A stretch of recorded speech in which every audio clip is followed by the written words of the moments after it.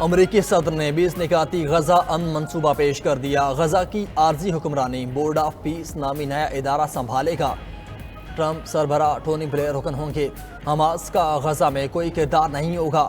معاہدے کے 72 گھنٹوں کے اندر حماس کو تمام جرغمالیوں کو رہا کرنا ہوگا۔ 24 مدعا جرغمالیوں کی باقیات دینا ہوں گی۔ اسرائیل بھی تمام فلسطینی قیدیوں کو رہا کرے گا۔ غزہ میں عارضی بین الاقوامی سیکیورٹی فورسز تعینات ہوں گی۔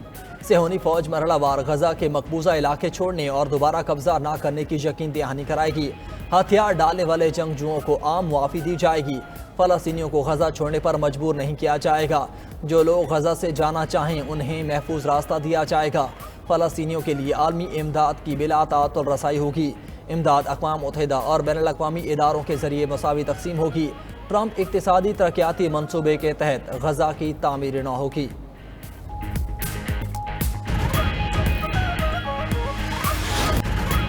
غزہ میں امن کے قریب پہنچ چکے۔ غزہ کو غیر مسلح کرنے پر اتفاق ہوا۔ نیتن یاہو نے امن منصوبہ تسلیم کر لیا ہے۔ حماس نے معاہدہ قبول نہ کیا تو نیتن یاہو جو چاہے کرے۔ امریکی صدر ٹرمپ کی اسرائیلی وزیراعظم کے ساتھ پریس کانفرنس۔ کہا اب امن کا وقت ہے۔ غزہ کی نئی حکومت فلسطینیوں اور دنیا بھر کے ماہرین پر مشتمل ہوگی۔ عرب اور مسلم ممالک نے حماس کو غیر مسلح کرنے کا عہد کیا ہے۔ امید ہے حماس کا مثبت جواب ملے گا۔ نیتن یاہو کا کہنا تھا ٹرمپ کا امن منصوبہ یقینی بنے گا کہ غزہ اسرائیل کے لیے بھی کبھی خطرہ نہیں بنے گا۔ غزہ میں پرامن سویلین انضمام ہوگا جو نہ حماس چلائے گی اور نہ ہی فلسطینی اتھارٹی۔ اسرائیل حفاظتی حدود سمیت سیکیورٹی کی ذمہ داری برقرار رکھے گا۔ اس موقع پر ڈونلڈ ٹرمپ نے مزید کہا وزیراعظم پاکستان اور فیلڈ مارشل نے غزہ امن معاہدے کی مکمل حمایت کی ہے۔ شہباز شریف نے ان کے 20 نکاتی امن معاہدے کا خیر مقدم کیا۔ قطر اور مصر نے ٹرمپ کا مجوزہ امن منصوبہ حماس کے حوالے کر دیا۔ قطری وزیراعظم اور مصری انٹیلیجنس چیف نے فلسطینی تنظیم کو پیش کیا۔ حماس کا منصوبے کے مکمل جائزے کے بعد باضابطہ رد عمل دینے کا اعلان۔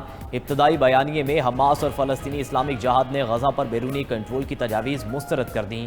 حماس کی سیاسی دفتر کی میڈیا مشیر نے کہا فلسطینی قوم کو بیرونی سرپرستی کی ضرورت نہیں، ایسا کوئی بھی تصور مسترد کیا جاتا ہے۔ ٹونی بلیئر ناقابل قبول ہیں، ان پر انسانیت کے خلاف جرائم کے الزام میں مقدمہ چلانا چاہیے۔ فلسطینی اسلامک جہاد کے سیکریٹری جنرل نے کہا اسرائیل امریکہ کے ذریعے وہ مسلط کرنے کی کوشش کر رہا ہے جو جنگ سے نہ کر سکا۔ فلسطینی اتھارٹی کا صدر ٹرمپ کے غزہ امن منصوبے کا خیر مقدم۔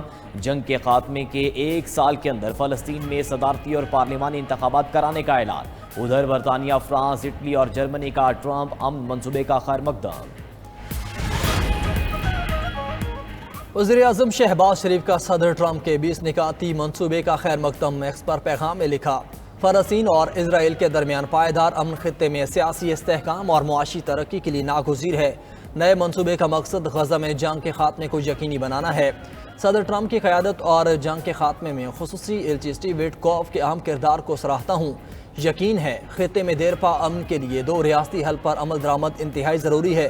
سعودی عرب سمیت دیگر عرب اور اسلام ممالک نے بھی ٹرمپ کے غزہ منصوبے کی حمایت کر دی۔ عرب میڈیا کے مطابق سعودیہ، اردن، امارات، انڈونیشیا، ترکیہ، قطر اور مصر نے مشترکہ طور پر ٹرمپ کی غزہ جنگ کے خاتمے کی کوششوں کو سراہا۔ غزہ کے لیے امن منصوبے پر بات چیت کے باوجود اسرائیل کی ہٹ درمی، صہیونی فورسز کی وحشیانہ بمباری سے مزید 40 فلسطینی شہید۔ 24 گھنٹوں میں غزہ پر 140 سے زائد حملے کیے گئے۔ جبری غزہ قلت سے بھی 2.5 ماہ کے بچے سمیت 2 بچے دم توڑ گئے۔ ادھر امدادی سامان لے کر نکلنے والا گلوبل سموتھ فلوٹیلا غزہ کی جانب گامزن۔ ترکی نے بھی فلوٹیلا کی حفاظت کے لیے بحری جہاز روانہ کر دیا۔ امریکی کانگریس کی رکن راشدہ تلیب سمیت 19 ارکان کانگریس کا امریکی وزیر خارجہ مارکو روبیو کو خط۔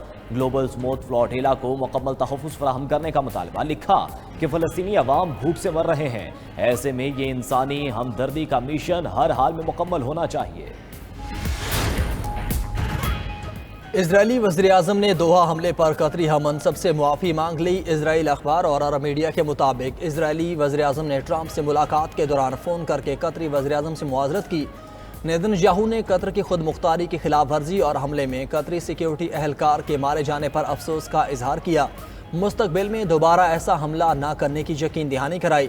9 ستمبر کو دوحہ پر اسرائیلی حملے میں 1 قطری اور 5 حماس رہنما شہید ہوئے تھے۔ قطر نے غزہ جنگ بندی مذاکرات کی بحالی کے لیے اسرائیل سے معافی مانگنے کی شرط رکھی تھی۔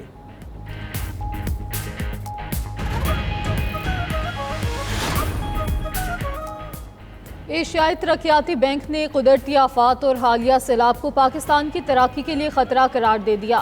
سیلاب کے باعث انفراسٹرکچر اور زرعی اراضی کو نقصان ہوا جو شرح نمو پر دباؤ ڈالے گا۔ سپلائی چین متاثر ہوئے اور خوراک کی قیمتوں میں اضافے کا خدشہ ہے۔ اے ڈی پی کو آؤٹ لک رپورٹ کے مطابق پاکستان میں پالیسی ریفارمز اور استحکام سے معیشت بہتری کی راہ پر گامزن ہے۔ زیر مبادلہ کے ذخائر میں بہتری اور سرمایہ کاری میں اضافہ متوقع ہے۔ رواں مالی سال مہنگائی 6% تک بڑھنے کا امکان، جی ڈی پی گروتھ 3% تک رہے گی۔ حکومت نے معاشی شرح نمو کا ہدف 4.2% مقرر کر رکھا ہے۔ سیلاب کے باعث نقصانات کے ازالے کے لیے اہم پیش رفت، حکومت کا ایمرجنسی فنڈ سے وزیراعظم پیکج متعارف کرانے کا فیصلہ۔ ذرائع کے مطابق آئی ایم ایف کی اجازت سے 389 ارب روپے کا وزیراعظم پیکج متعارف کرایا جائے گا۔ خیبر پختونخوا اور سندھ میں نقصانات کا تخمینہ لگا لیا گیا۔ کے پی میں 30 ارب روپے اور سندھ میں 40 ارب روپے کا تخمینہ لگایا گیا۔ ادھر آئی ایم ایف اور پنجاب حکومت کے درمیان مذاکرات آج ہوں گے۔ عالمی مالیاتی ادارے نے آڈیٹر جنرل آف پاکستان کو مکمل ادارہ جاتی خود مختاری دینے کا مطالبہ کر دیا۔ اعلیٰ سرکاری افسران کے اثاثے پبلک کرنے کا بھی مطالبہ دہرایا۔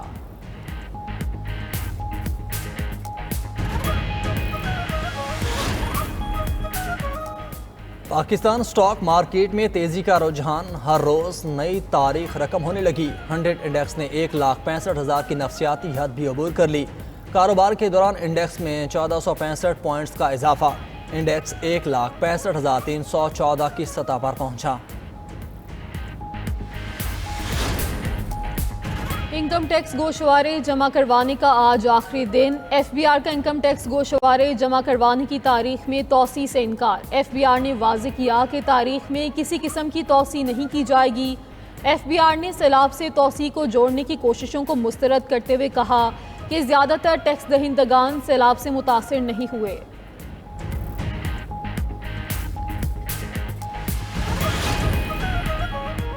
جسٹس طارق محمود جہانگیری کے خلاف ہائی کورٹ کا حکم کالعدم قرار۔ سپریم کورٹ نے اسلام آباد ہائی کورٹ کا حکم فریقین کی رضامندی سے ختم کر دیا۔ سماعت کے دوران اٹارنی جنرل نے کہا کہ کسی جج کو کام سے نہیں روکا جا سکتا۔ جسٹس جمال خان مندقل نے ریمارکس دیے، ہم نے فیصلے میں یہ ہولڈ کیا کہ سپریم جوڈیشل کونسل سے ہی ایک جج کو ہٹایا جا سکتا ہے۔ دوسری جانب سندھ ہائی کورٹ میں جامعہ کراچی کے سنڈیکیٹ اور انفیئر مینس کمیٹی کے فیصلے کے خلاف سماعت۔ وکیل نے دلائل دیے کہ کراچی یونیورسٹی ایکٹ میں جامعہ کو ڈگری منسوخ کرنے کا اختیار نہیں دیا گیا۔ جسٹس اقبال نے ریمارکس دیے کہ فریقین کو نوٹس جاری کر دیتے ہیں، جواب آنے دیں۔ سماعت 5 اکتوبر تک ملتوی۔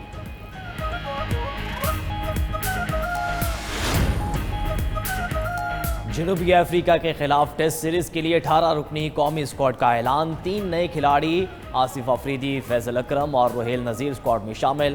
شان مسعود ٹیم کی قیادت جاری رکھیں گے۔ اسکواڈ میں بابر اعظم، محمد رضوان، شاہین شاہ افریدی، عبداللہ شفیق، امام الحق، سلمان علی آغا شامل۔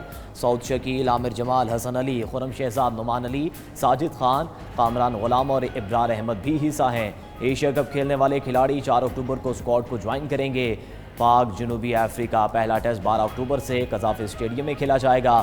ادھر پی سی بی نے غیر ملکی لیگ کے لیے کھلاڑیوں کے این او سی روک دیے۔ بابر اعظم اور محمد رضوان بگ بیش کھیلنے نہیں جا سکیں گے۔